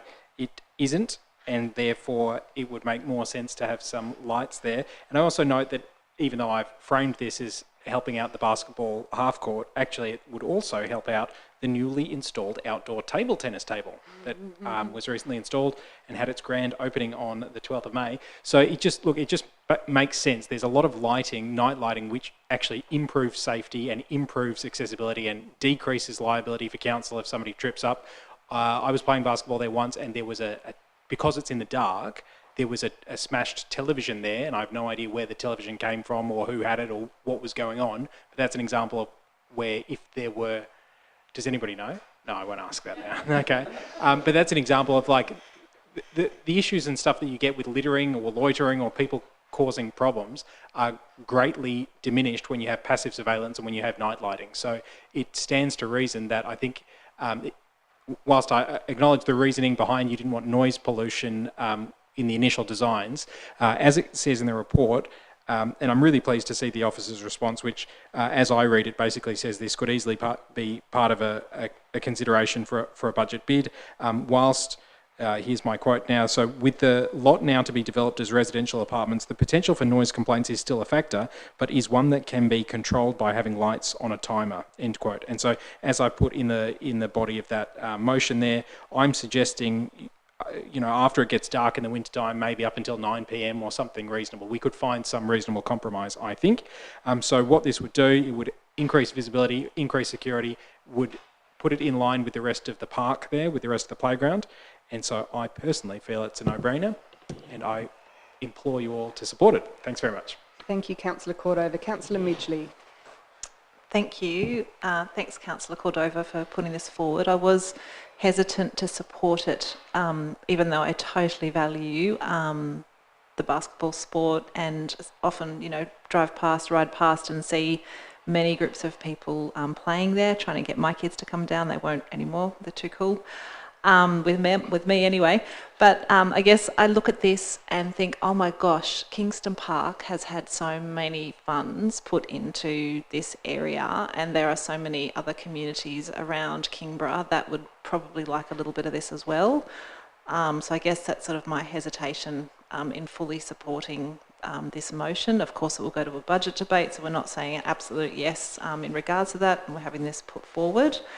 But I guess, that's just a bit of my hesitancy in regards to that. People might like this at Snug, they might like to play, I don't know, whatever, there's so many other things around our municipality that will be worthy of this. And there's also no costing associated with it as well, which I guess would have that debate if we had, I don't think we have any more budget decisions really. We've had the community consultation, but it will be coming then to us at council. So I'm not really sure kind of when it can be added in. If it's not this year, maybe then perhaps it's something to look at next year. But again, it'd be interesting to hear from the community regarding the priorities around this type of matter. Thank you, Councillor Midgley. I think the recommendation is that it's for consideration in 24-25. Sorry, yes. Councillor Dean, then Councillor Antoli. Look, it pains me very much because what's been forward from Councillor Cordova is a fantastic suggestion, and I really thank him for what will eventually be put forward as a capital bid process, regardless of what happens here tonight, because there is a budgetary process that we all have, and community members or community associations have, or councillors have, to put forward capital bids. And my comments are pretty much the same as I made when the acting mayor put forward a capital bid project for Snug, is that I don't think it's the appropriate way of putting forward capital bid suggestions via a notice of motion, given that we have a normal budgetary process to be able to do that.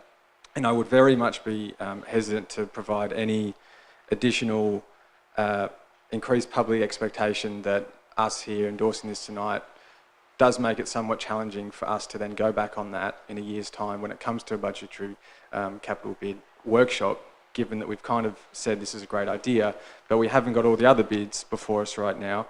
And so we, as Councillor Midgley has highlighted, there would be no doubt other bids that are just as great as this, and we do need to weigh them up against one another. So again, fantastic idea, and I hope that it does get up, and it's maybe something that Councillor Cordova we can look at the October budget, not necessarily because a year is a long way away, and it might be that there is money that comes available in October, but I just can't support the idea of each time a councillor has an idea for a capital bid that we somehow raise community expectation and jump the gun somehow to vote this via notice of motion. So, as I've always said, Councillor Cordova, if I'm not going to vote for something, I will give you my explanation. And I think I've said my piece, but I just can't support this one, sorry. Thank you, Councillor Dean. Councillor Antoli. Thank you, Acting Chair, and thank you, Councillor Dean, for basically stealing my thunder and taking almost every word out of my brain. So I probably would like to then pose a question to an officer of council staff. Is this the normal, I personally would love them to get their lights. I wish I could snap my fingers and make it happen. They deserve it. Is this the normal method that the council staff would like us to put forward these sorts of requests, or will they fairly and squarely just be captured through the budgetary process, or does this notice of motion force it or place it into the budgetary process? Mr. Arnold. Through you, Acting Mayor, Councillor Antoli, we do have an annual budget process. and as an officer, on behalf of my colleagues, we make best endeavours to provide councillors and the community with access to that process. That said, a councillor can put a notice of motion up on any matter at any time. Right, okay. All right, thank you, because I've got a list of about 15 notices of motions on capital projects that I'd love to put up, but I probably won't submit the council to that. But I don't know how to vote, I must be honest. I'd love some contribution from someone else, because I agree with it, but I'm not too sure if by voting for it, does it create some sort of community expectation that we can't live up to? So I'm conflicted, so I wouldn't mind some assistance. Any other comments or questions? Councillor Street. Well, I actually think I need to be fair to you, Acting Mayor, in that I did vote against yours, despite agreeing with the tenor of the motion. I said much the same thing as Councillors Antoli and Dean said at that point in time, which was that even though I agree with it, I have a fundamental issue with setting community expectations during this process, when we don't have the other potential capital bids before us to weigh up. And I understand that we're only submitting it to the budget process, but I'm concerned about the perception within the community that we've all sat around the table and said this is a wonderful idea. Is it now going to happen? Well, maybe not, because we still have to weigh it against everything else that the council is going to have to do in the 2024-25 financial year. And my suspicion is that Mr. Reeve isn't entirely sure himself what we're going to be doing in the 24-25 financial year for the most part yet. So while we've got a capital works plan, these things change, and I wouldn't want to set an expectation that we are definitely going to be able to do this. So that's my only hesitation. I think it's a fantastic idea. I think it's great that you've brought it to our attention, but now that it's to our attention, let's consider it in the budget process. Thank you, Councillor Street. Any Councillor Midgley? I have a question. So during my term on council, I've seen that this is the way that things have been put, and that does ensure then that it does go into the budget process. Is that correct, or is there another way? Mr. Reeve. Through your Acting Mayor, just echoing the General Manager's comments, there's certainly nothing stopping councillors putting in notice of motion about any particular matter. However, in terms of a budget process, each year I would be asking councillors whether they had any particular projects they wanted to put forward. I also take notice, or my area would take notice of any particular ones that might come up during the year. They won't have to be through a notice of motion, they could be through a council report, potentially. We'll take notice of those, plus any other ones that might be raised by councillors or the community during the year. So you don't have to wait until I send an email out there to actually provide a project forward for consideration. So it will go through that process regardless. It doesn't have to go through a notice of motion for it to get any more priority over and above you directly sending one through to me. Councillor Midgley. So from my understanding, it feels that there's quite a few different options and avenues to provide something into the budgetary process, and notices of motion is one, but it doesn't necessarily have to be that. Is that correct? Mr. Reeve. Through you, Acting Mayor. Yeah, that's correct. So, I mean, effectively, I understand some of the comments around the table in terms of saying, I have lots of other projects I'd like to put forward as well at the same time there, and how many notices of motion are we going to put up through council there? Totally understand that, and that's why I guess I'm saying to you, my preference would be that if you had particular capital projects that you had an interest in, and they can come up at any time, because it may be that you're talking to the community at any time there and becoming aware of things at any time there, what we will do is we will take those, as we would from the community as well, and we capture them as potential projects for us to consider in the next financial year, or if not in the next financial year, in future financial years. Some of them won't be priorities, but some of them will. And I guess then council ultimately gets the decision to make as to whether or not those budgets go forward or not. Councillor Antoli. I have a further question through yourself, Acting Chair. Can this issue be considered a safety issue and some sort of temporary lighting be put up from a safety OH&S budget somewhere? Is that a potential consideration? Who would like to answer that?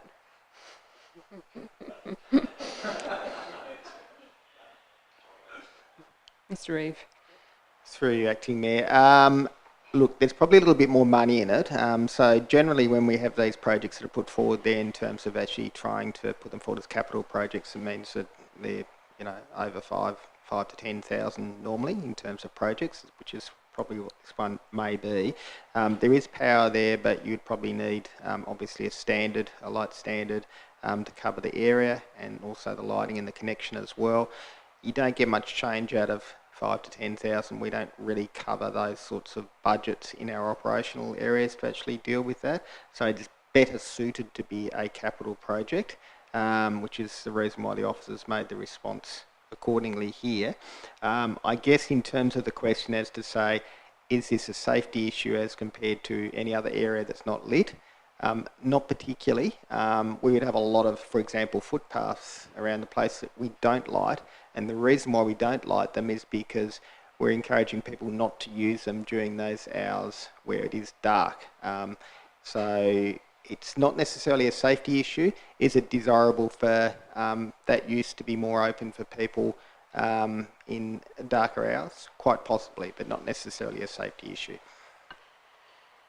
Councillor Antoli, further comments or questions from anybody? Councillor Cordova, would you like to sum up? Thank you, Acting Mayor. Well, I predicted the outcome of this debate with about the same accuracy that I shoot the basketball. I was way off. I thought it would be quick. It was not. I thought it would be straightforward. It was not. I know that my esteemed colleagues do support basketball and they do support table tennis, but it's a question of timing and process. I heard that loud and clear. It is true that playing basketball or ping pong in the dark probably greatly enhances your skills at those two sports anyway, so maybe there is some light at the end of this tunnel, pardon the pun.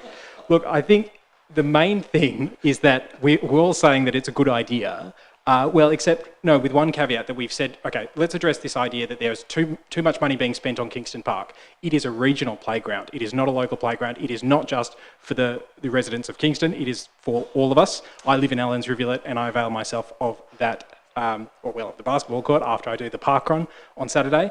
But more importantly, I see this very much as an oversight, that there's lighting all the way throughout the park except in this area, and I feel like there should be lighting. Why do I feel like there should be lighting? Not only is it good for the school kids who, when it gets dark at 4:30 p.m, rather than going home and playing PlayStation, they actually have a basketball court to play on, but also I think it's a good idea because there was a smashed television there and a bunch of litter, and there's a big CCTV camera right there, and I just think if it's darkly lit, then not only is somebody, maybe they might trip over, or maybe they'll just be hoodlums. Look, I just thought it was a good idea to light the park. We've already lit the rest of the park. I feel like it's an oversight to not light that part of the park. So I don't feel like this is splashing more cash around at Kingston Park. I just feel like it's fixing a problem that was an oversight. I do think it's...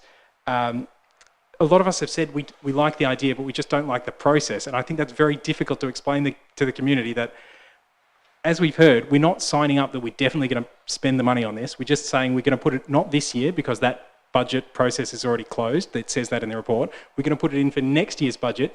I could, of course, have emailed a council officer, and I do really appreciate our director for pointing that out, but I didn't because I wanted to raise it, because I think it's an issue that community members who have played basketball at the courts mentioned to me, and so I thought I'd kind of pass that on. I really thought it would be very quick, and I'm surprised that this procedural, bureaucratic, make sure you tick the box at the right month of the year on the 35th of every month we're allowed to pass a thing, but not at, I just think we could easily have said, yes, in principle, we support not the idea of lighting it, but we just support the idea of including it in the budget process 12 months down the road. But apparently this council can't do that. So I'm sure we can. I actually know we can, and we have before, and it would be okay had we done it tonight. But I do hear everybody's contributions, and I do respect all those contributions. I would have taken a different path myself. a well-lit path, one might say, but instead we will have to continue on in the dark, but my basketball skills will get better in the winter. Thank you. Thank you, Councillor Cordova. So I'll put the motion as printed on the screen. All those in favour, please say aye. Aye. And against? We have a division. All those in favour, please raise your hand. We have Councillor Cordova, Bain, Midgley and Gladeright. And against, we have Antoli, Dean, Richardson and Street. The motion is lost. We're now moving to page 142, confirmation of items to be dealt with in closed session. That in accordance with Regulation 15 of the Local Government Meeting Procedures Regulations 2015, Council by absolute majority move into closed session to consider the following items.